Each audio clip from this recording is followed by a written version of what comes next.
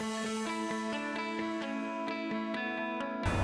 everyone, I'm Trevor from Cleaning Equipment Manufacturing South Africa, and today's Tech Talk is all about leaking O-rings and the risks involved. O-rings are used to seal key points and protect them from leakage throughout your unit, most importantly your gun and quick couplings. Your gun's O-ring can be damaged from standard wear and tear, whereas your coupling O-rings often break due to incorrect connecting of the coupling to your gun. Remember to always hold the gun and rotate the coupling rather than the gun itself. Also, ensure that no solid particles get into the nipple, as this can rub against the O-ring and damage it. Keep in mind that replacing your O-ring is significantly cheaper than replacing any other part in your unit.